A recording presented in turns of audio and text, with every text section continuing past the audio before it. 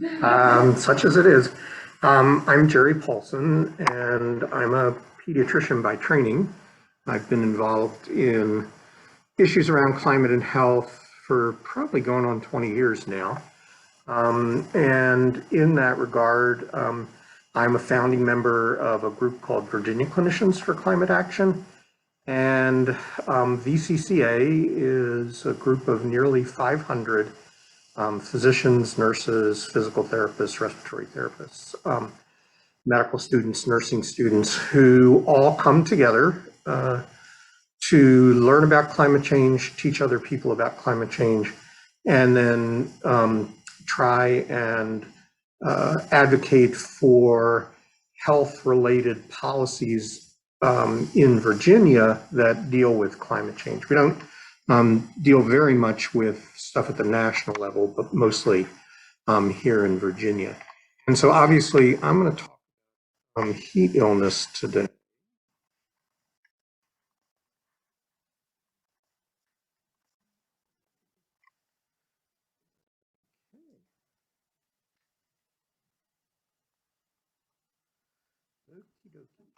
Oh, here we go.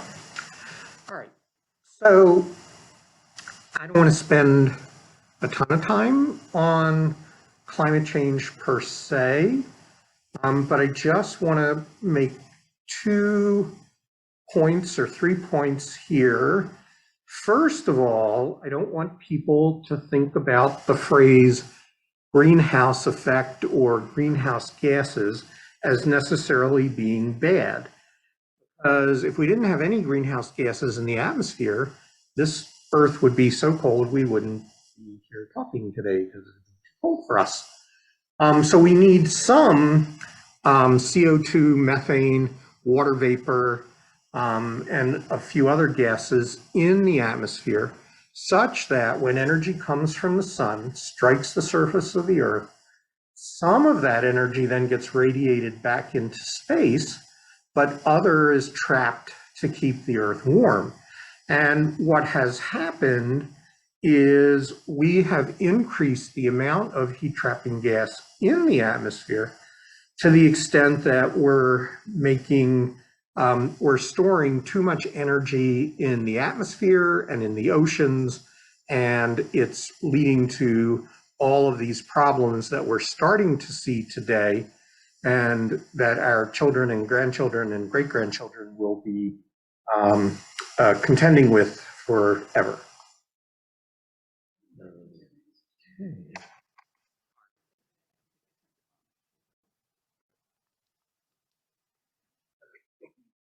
So, the leading source of greenhouse gases actually is transportation in this country, and welcome.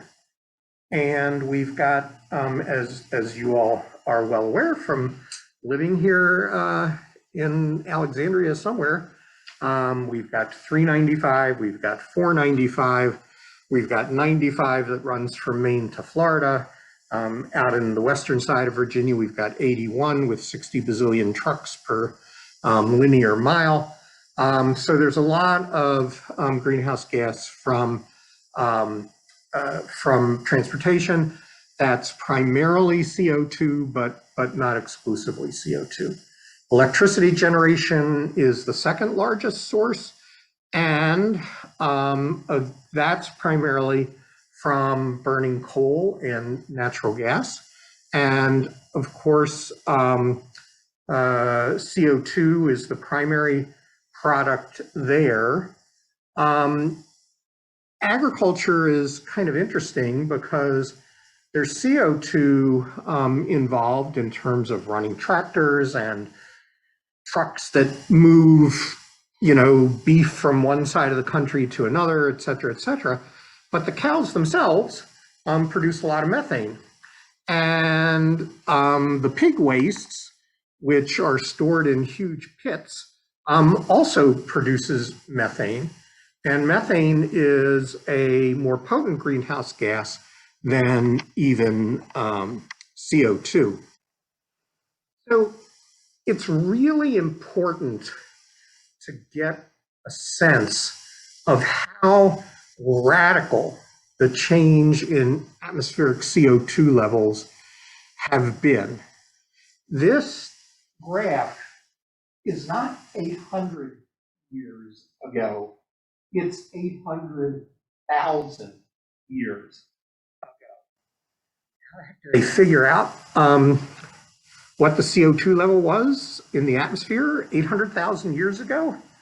Well, if you take a drill and drill down into the Greenland ice shelf or down in Antarctica, you can drill far and pull up the ice cores.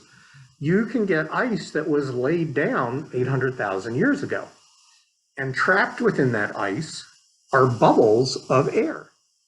And so you insert a teeny tiny little needle in there, you suck out the air, put it in a machine to measure how much CO2 and oxygen and nitrogen. And that's how we know with pretty high degrees of certainty that the levels of CO2 between 800,000 years ago and 100,000 years ago, with the zero being 1950, all ranged between 180 and 300 parts per million.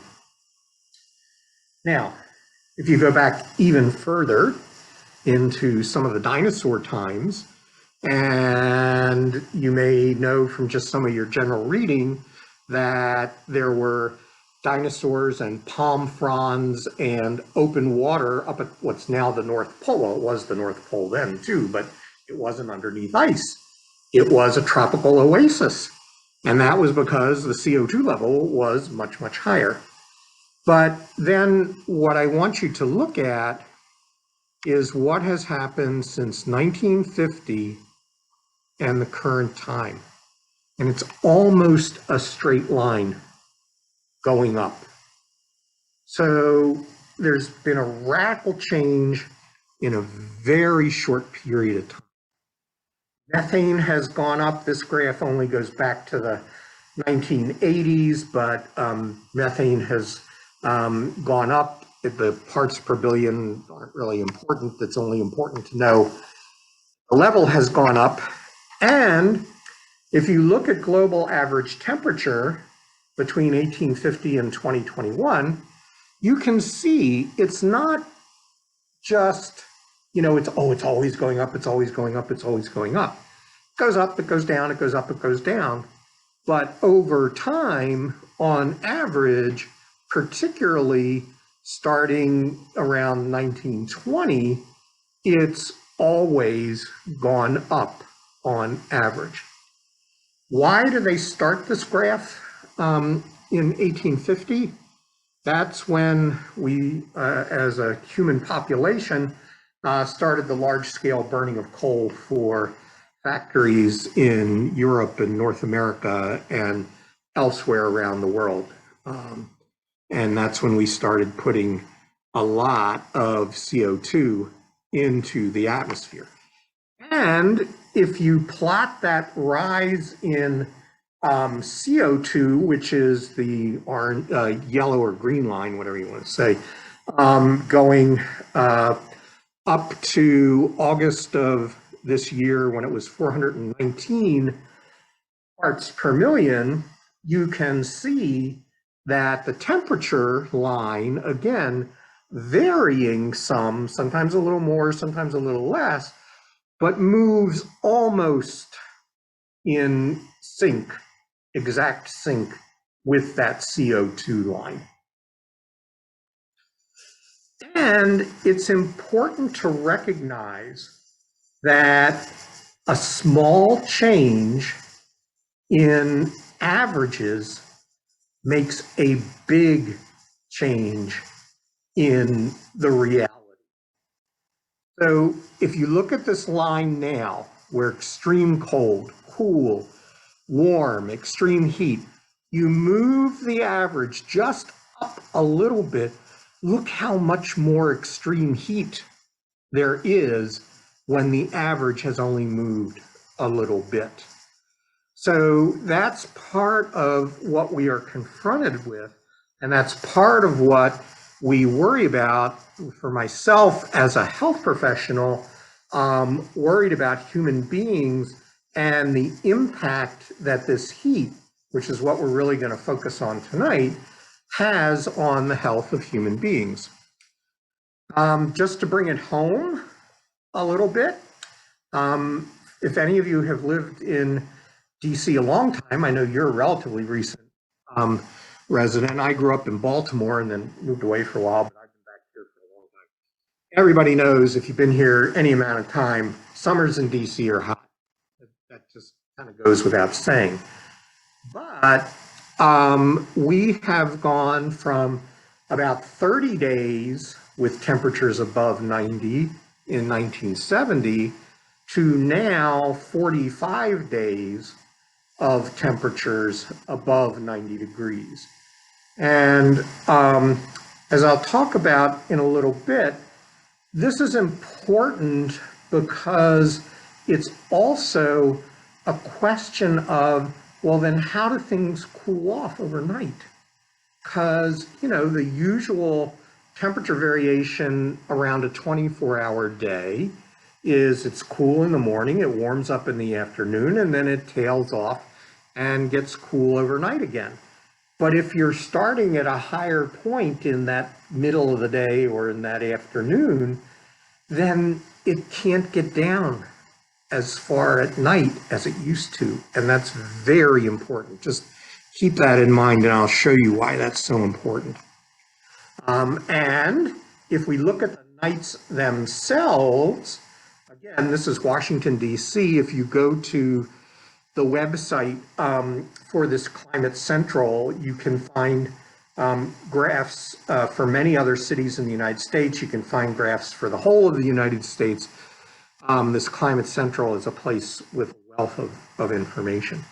So we have here in the DC area had our summer nighttime temperatures going from about 68 degrees to now 71 degrees. And that may not sound like, you know, a whole lot, 69, 70, 71, it's only 3 degrees. But again, I'm going to show you, or 2.8 degrees, okay, shoot me.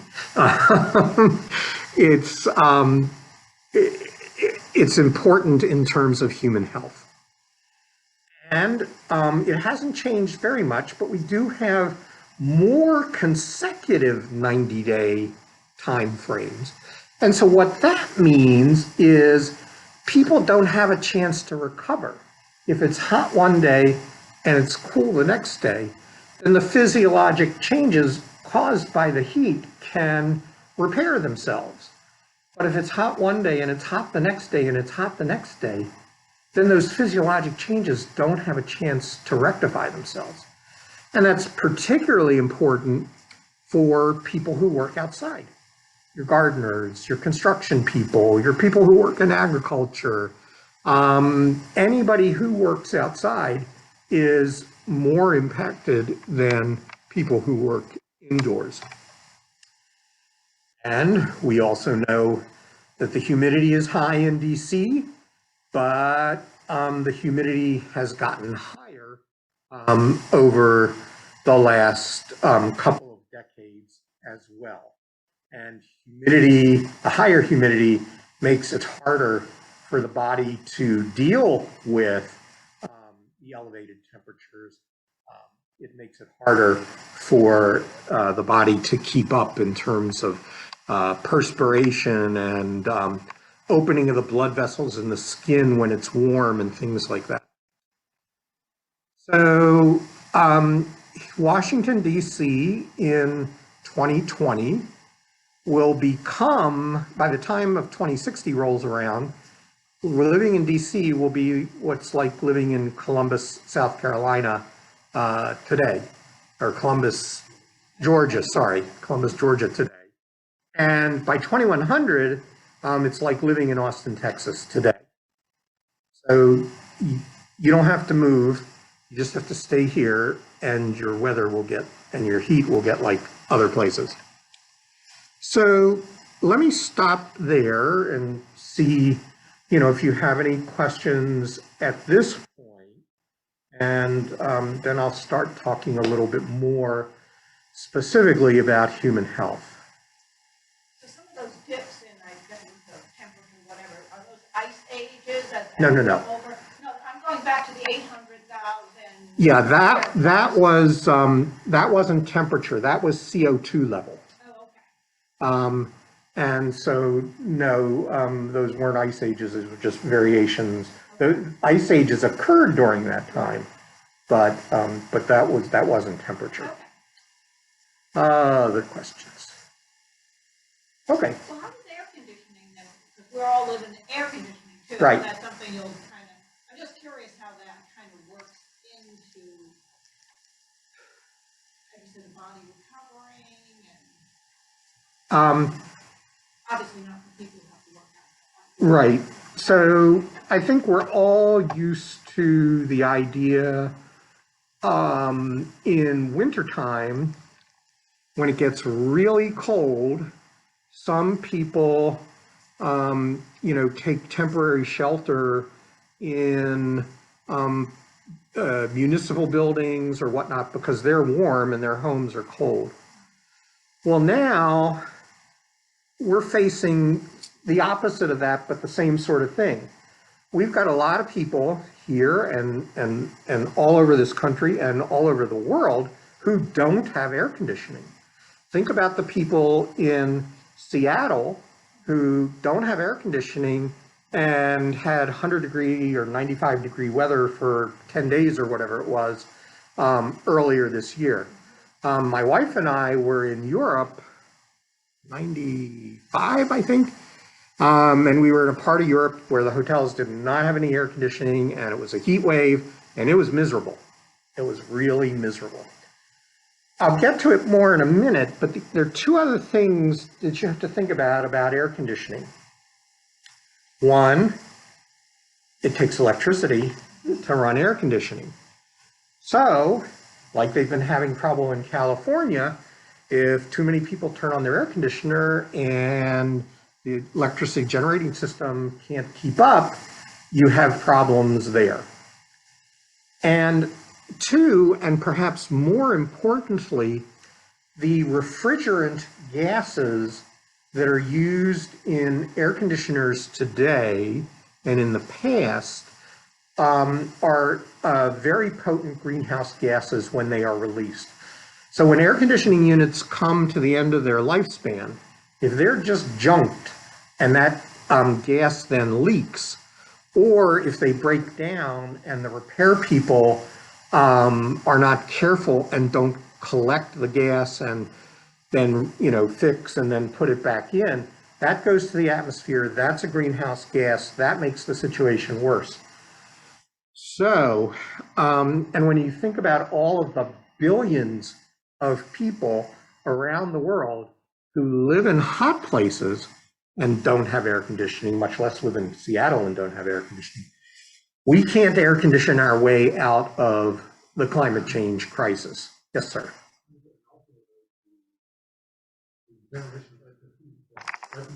Yep. Mm-hmm. Right. So, if you've got 6 air conditioners lined up in an alley and you walk down that alley, where it's kind of narrow and whatnot, yeah, I mean, that's hot. And of course, that's going into the air. So I don't know that that affects global temperature, but it certainly affects very local temperature. And as I'll get to in a few minutes, in urban areas, we have a problem with what's called urban heat island effect. And just, I'll get to it in more detail. Let me just say at this point, urban areas tend to be warmer to begin with than areas that have got a lot of green space or farmland or things like that. So if you're running a lot of air conditioners that are generating heat in addition to the excess heat that's already in those urban areas, you're creating more of a problem. So, it sounds silly to say, but, we human beings live in an environment, and as that environment changes, we have to adapt because our health, it depends on the stability of those systems. We have evolved in such a way to live within the climactic situation that we have found ourselves in up to this point in time. We have not evolved to live in the climatic situations that are set to come. Welcome, come on in. Okay, so I'm going to talk about heat today, but I don't want to overlook the other health problems that are associated with climate change. The biggest, in my mind, is our mental health problems. There are a lot of younger people who are extremely anxious about their future because of what they see coming down the way. Should they have kids? Do they get married? Is it worth having a job? Can they build themselves a life, or is climate change going to upend all of that? So that's sort of the anticipatory anxiety that's associated with oncoming climate change.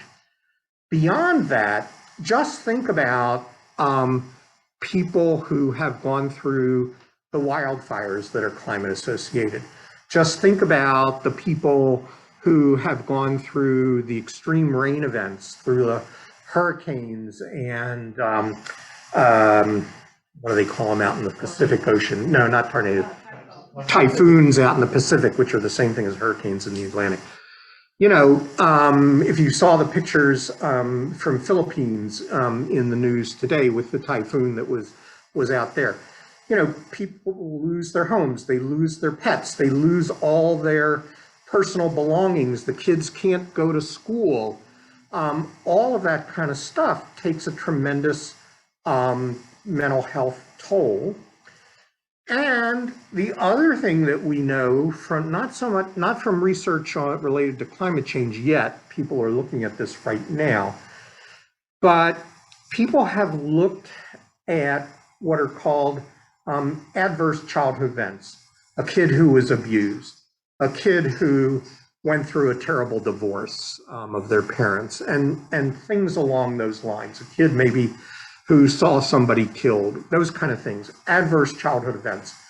And what we know from research done through Kaiser Permanente is when those people get to 40 or 50 or 60, they are more likely to have diabetes, they are more likely to have hypertension, they are more likely to have other adult onset diseases that in reality stem back in some as yet not understood way to these adverse childhood events.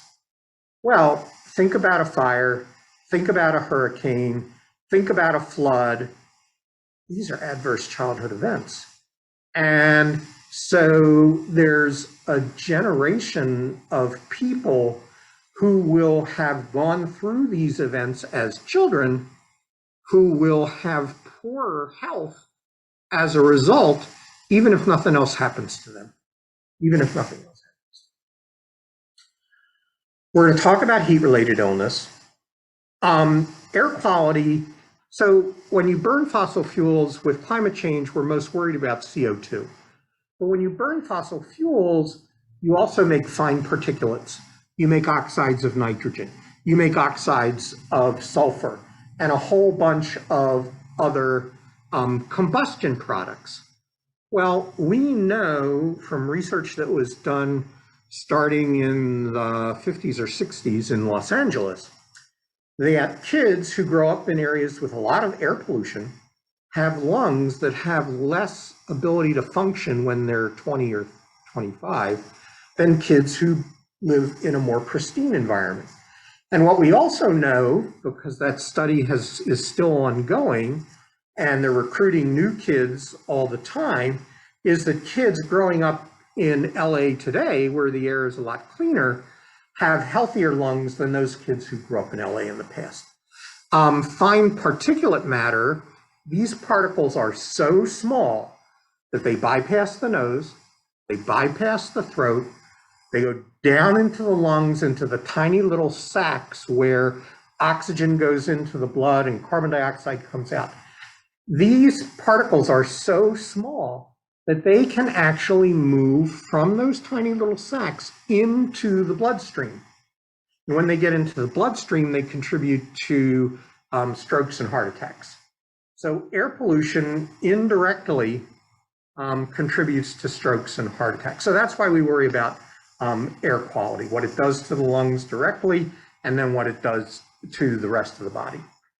There have been some movement of Lyme disease and the ticks that are associated with Lyme disease that may be climate related. If you look now at where different kinds of mosquitoes live that carry malaria and other diseases, which is generally south of, where we live today.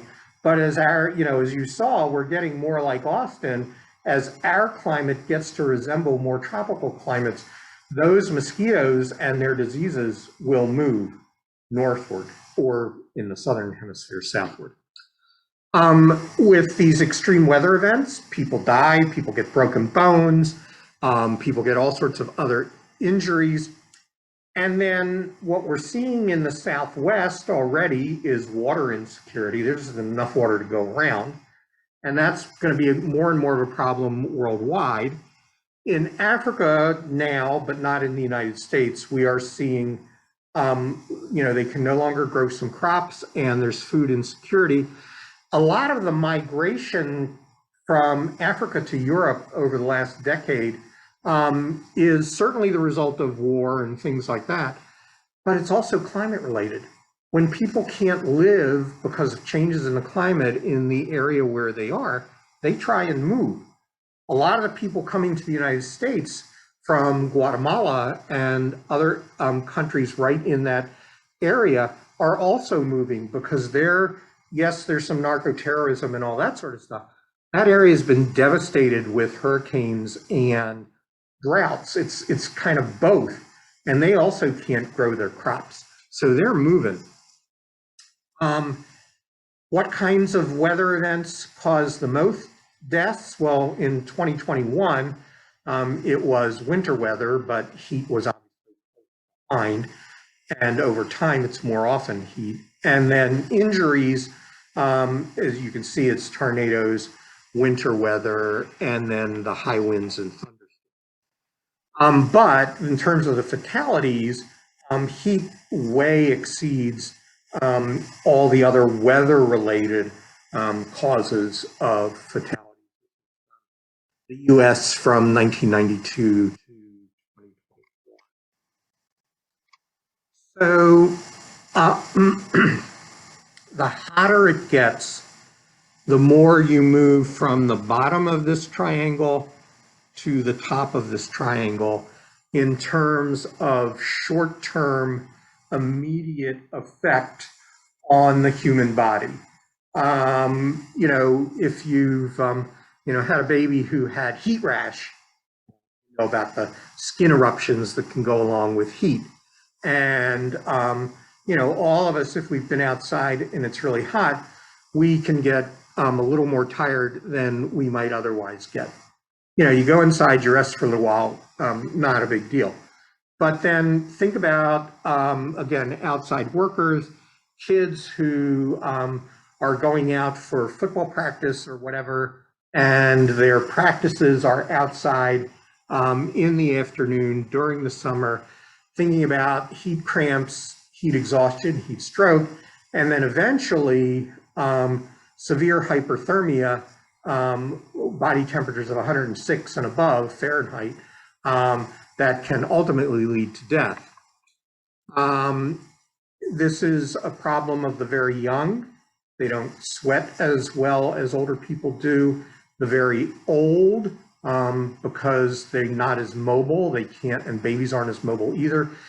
If they're in a place that's too hot, they can't get themselves out of it. They have to rely on other people.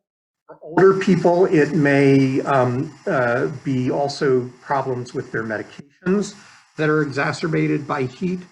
People who have pre-existing heart or lung or kidney or mental problems, these can be worsened by extreme heat. Again, we mentioned people with impaired mobility. We talked a little bit before about the lack of air conditioning. People who are homeless, of course, are out on the street. They don't have shade, they don't have water, they don't have air conditioning. We talked about the people in the outdoor, and pregnant people. Heat and other factors associated with climate change, particularly air pollution, cause problems with pregnancy, with hypertensions in the moms, shorter length pregnancy, so babies being born prematurely. So this is a young man, a patient actually of one of my pediatric colleagues here in Alexandria. As you can see, he's a pretty, well-developed, muscly kind of guy. And he was in football practice and he keeled over. This white blanket is a cooling blanket. They're not trying to keep him warm. That's got ice water running through it. They're trying to cool him off as much as they possibly can. When you get overheated, the muscles start to break down. The chemicals that are released from the muscles damage the kidneys and can either leave you with permanent kidney damage, or if it's really, really severe, can lead to death. He ultimately did okay. And again, it's often the first day of practice or the second day of practice. It's before the people get used to working really in that environment. If you think about the college athletes that you sort of hear about in the news every year, 2 or 3, who've died, it's always in August. It's always just as they've started their practice to get ready for the fall. What sports people, the coaches, whether it's school-based or whether it's a rec center or whether it's just parents getting together and creating a league for kids to play soccer, football, baseball. What they should be using is not just the temperature to decide when it's too hot to go outside and play, but this wet bulb globe temperature, which is kind of a combination of temperature and humidity. And there are small machines that can be purchased for around $100, $150 that can measure this wet bulb globe temperature. So hopefully for most school systems, for YMCAs, for colleges, they can purchase these things and use them to help make decisions about when it's safe to go outside and when it's not. And as you can see, we're talking sometimes about temperatures even in the 80s, even in the 90s, that, there's a high risk for heat-related illness, and practices and games should be changed in some way, shape, or form. For workers, the statistics are really lousy, but as far as we know, around 800 people died from 1992 to 2017 who were outside workers, and 70,000 injured. It's estimated that there will be, I think that's 160 billion. There's so many zeros there, I'm not sure. 160 billion in lost wages related to loss in labor productivity from high temperatures. In Virginia, we've had between 2015 and 16, so for 1 year, 100 non-fatal injuries and illnesses and 6 fatalities for workers. This is a poster that's put together by the Occupational Safety and Health Administration of the federal government. It's a branch of the Centers for Disease Control and Protection, and it's available, as you can see, in Spanish and in English. And it should be posted at work sites and be a guide for the employers and the employees as to how to keep workers healthy even in the heat, and what to do when they show signs of illness. So this is some data from Virginia. It's June of 1916. Yes, June of 2016 to 12 August of 2016. So, most of the summer of that year, and these were visits to emergency rooms and urgent care centers for dehydration, heat cramps, heat exhaustion, and heat stroke. What you can see is not a lot in June, and then some spikes in July. Not surprisingly, the males were more likely, they're the paler blue, more likely to present to an emergency room because of heat-related illness in Virginia than the females. Presumably that's related to males and outdoor workers and construction, gardening, agriculture, etc. The data doesn't have that information in it, but this is what happened here in Virginia. So this is a problem that we have been dealing with. It's getting worse, and we need to do some things about it. If we do not improve the outlook on climate change, if we do not limit the amount of CO2 and methane going into the atmosphere, it is estimated that the number of heat-related deaths per year in Virginia will change from about 25 per million people to almost 400 per million people by 2100. So, any questions? Okay. So, as I mentioned, I grew up in Baltimore, and I remember at some point in time, I don't know why my parents mentioned this to me, but my parents told me that when they were kids, and it was really hot outside, and obviously when they were kids, there was no air conditioning. When it was really hot outside, they'd take a blanket, go to the public park, and go sleep outside. And that's, and other people would sleep on their porches and out in their backyards. But it was cooler outside at night than it was in an unair-conditioned house. I couldn't find a picture of people sleeping outside in Baltimore. This is the Nebraska state capitol in July of 1936, and people were sleeping on the lawn in Nebraska.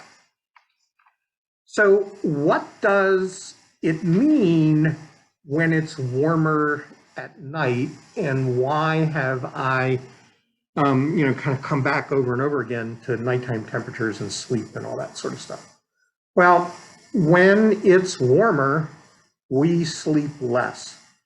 And what this graph shows is that over when it gets up to around 86 to 95 degrees Fahrenheit, people will lose, on average, almost 11 minutes per night of sleep. And globally, that's a huge number of minutes per day or week or month.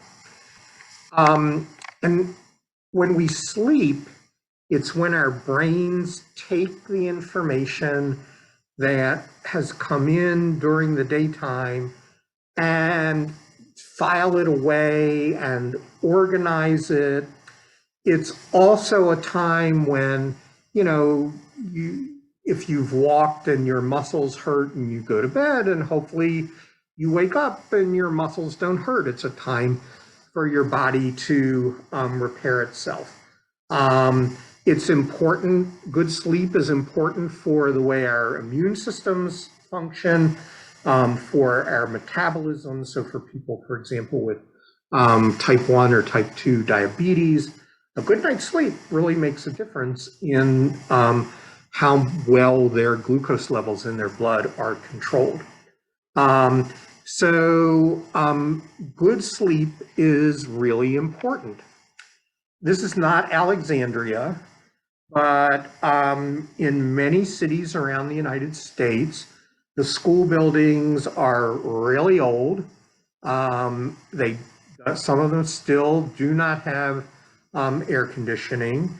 In many rural areas in the United States, school buildings have not been updated and they may not be air conditioned. And so what does that mean? Well, so here's a study that was done with kids taking something called the New York State Regents exam. I don't know what the New York State Regents exam is, but what they did, what the researchers did, was look at the outdoor temperature on the day that the kids took the exam and what their results were. And what you can see is that when it was cooler, the kids did a tiny little bit better. And when it was warmer, they did a tiny little bit worse. And you can pay, college students to get involved in research, and they can do all sorts of research with college students. So, does heat make you dumb? So they got some college students and they put some of them in an air-conditioned dormitory and some of them in a dormitory that wasn't air-conditioned. And they monitored the overnight temperature, and then they gave the kids a test when they woke up the next day. And what you can see is if it's too cool, 60 some odd degrees in the room, the kids may not do quite so well. But then as it gets to the 70s, their test scores go way up. But lo and behold, by the time it gets into the 80s in that room, their scores go way down. So it's Goldilocks, It's too cold, it's too hot, temperature is just right, and the kids do better on their test scores. So I talked a little bit about urban heat islands. And I think all of you have experienced this just by living life and may not have had a label for it. But if you go from, a suburban area or a rural area where there may be a lot of grass and a lot of trees, and then you go into the city, it gets warmer, even though it's the same day and it's the same amount of sunlight coming in on that day. And so what research has shown is that by the time you get to downtown areas, temperatures can be 5 to 7 degrees warmer than they are in areas that have more trees and more grass and less buildings. The buildings absorb heat, the blacktop absorbs heat, all of that concrete and asbestos and stone absorbs heat, radiates it back into the atmosphere. So it's a way of, if you wanted to keep the city warm, that's what you would do. You would let the sun fall on the stone and the blacktop and all that sort of stuff, and then let the heat radiate back into the city to keep it warmer. So the other thing that some researchers down in Richmond found in some research that they did there, and then replicated in New York and Chicago and a number of other cities around the country,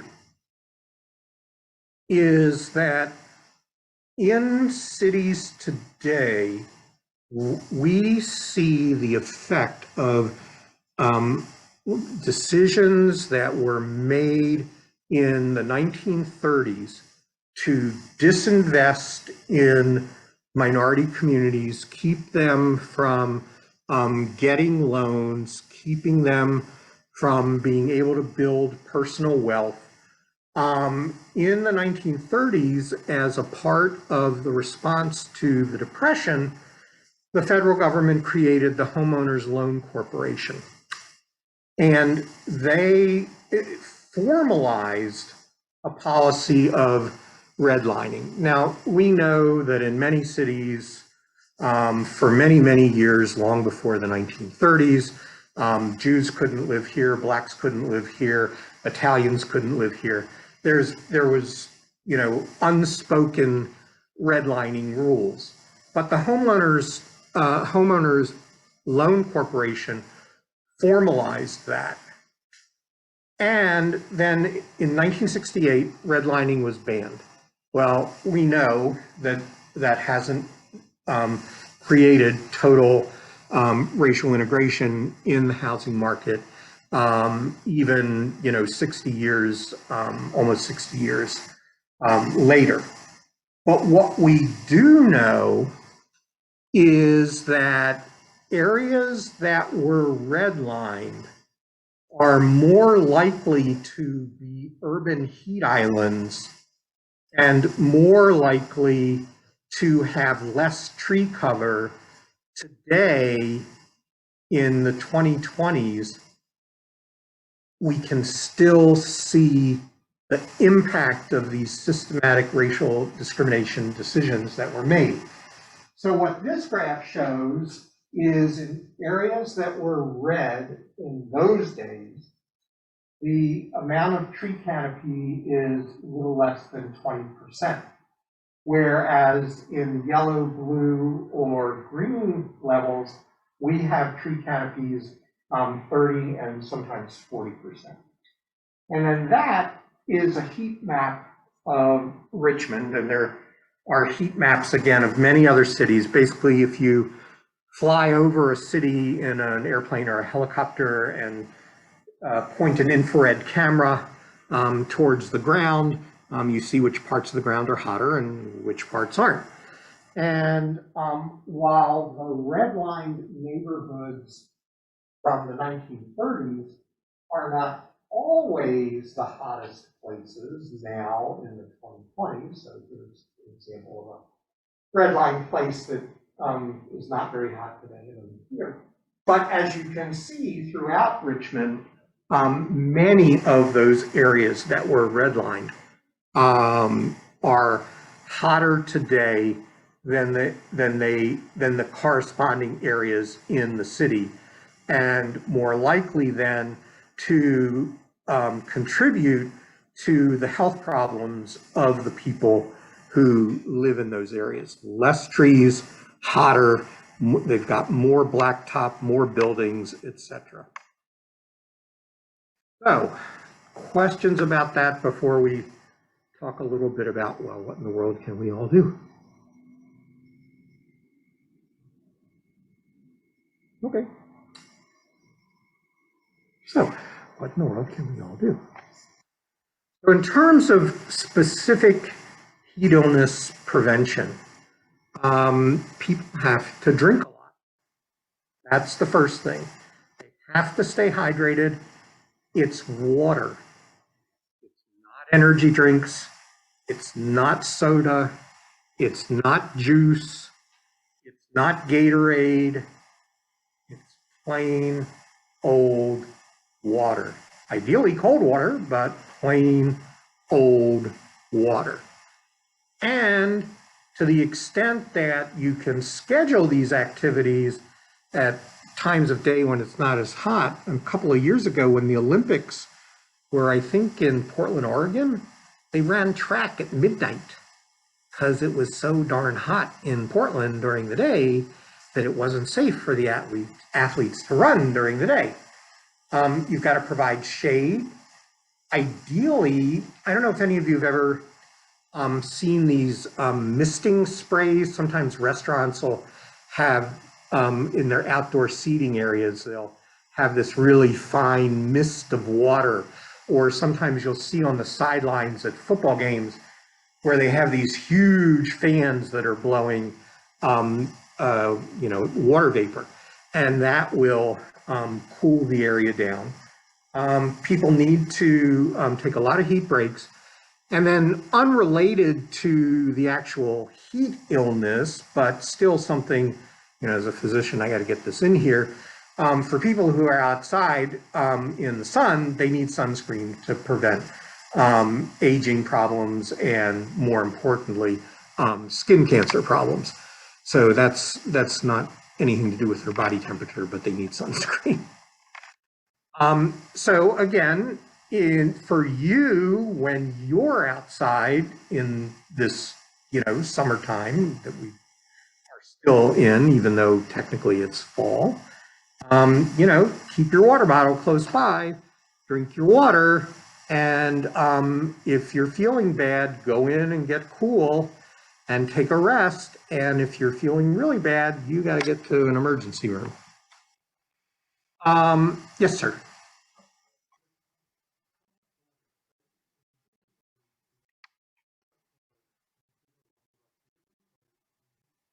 Um, 2 bottles of water, what do they say? A half a liter every half an hour. Yep. Yep. Really is. Half a liter every half an hour. Yeah. The practice period, or if you're working outside, if you're doing sitting in the backyard, no. But if you're doing gardening in the backyard, then you need to drink a lot of water. Doing your lawn, whatever. So, what can we do about climate change in general? And whenever I talk about climate change, and I talk a lot about it, I can tell you she's tired of hearing me talk about climate change. People always come up and say, well, what can I do? What can I do? And the real answer is people have to get organized. This is not a problem that we can solve by individual activities. Yes, there are things that we can do as individuals to contribute to the solution, but it's governments and industry that needs to change if we're going to get a handle on the greenhouse problem and the climate emergency that we're in. If somehow, by some stroke of magic, I could wave a wand and say that starting tomorrow, there will be no new CO2 going into the atmosphere from transportation, electric generation, industry, and we'd somehow or another capture methane. So in other words, starting tomorrow, we would stop putting new greenhouse gases in the atmosphere. It would take 50 to 100 years before climate change slowed down and started to reverse. There is so much CO2 in the atmosphere and so much energy stored in the atmosphere because of that CO2 that there's no way to turn off climate change in one fell swoop. And so that's why it really takes government activity. It really takes changes in the behaviors of industries. The fact that the automobile makers in the United States have said they're not going to produce any gasoline powered vehicles after 2035, that's the kind of huge systematic change that we need. And we need to get our energy generation system totally over to renewables as quickly as we possibly can. We need a grid that can manage energy coming from renewables and distribute it in a way that to where people really live, because the sun might be in the desert in the Southwest, and we got a lot of people here on the East Coast, and so you got to get energy moving around the country. So people have to get organized. There are perhaps too many organizations out there. I'd like to see smaller organizations that are more powerful, but be that as a smaller number of organizations, each of which is more powerful because it's got more people in it, as opposed to 1,000 organizations with 5 people in them each. But that's me. So I would encourage you to find an organization and become part of it. Get on their email lists, follow their directions when they recommend sending letters to your congresspeople, to the White House, to businesses, et cetera, et cetera. But what can you do on your own?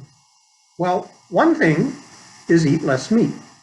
And from a health standpoint, how many of you have ever been to your doctor and had your doctor say, for your own health's benefit, forget the climate, eat less meat, eat more vegetables? Doctors say that all the time. And I'll go into why eating less meat would be beneficial. If you are in circumstances where you can install solar cells on your home, I would encourage you to do that.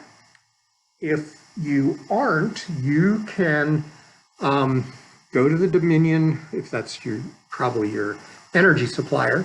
You can go to the Dominion website and to your own account, and you can ask Dominion to send you energy the electricity that comes from renewable resources. So you can change the energy mix coming into your home through Dominion, even if you're in an apartment or a rental home or a home that can't take solar cells.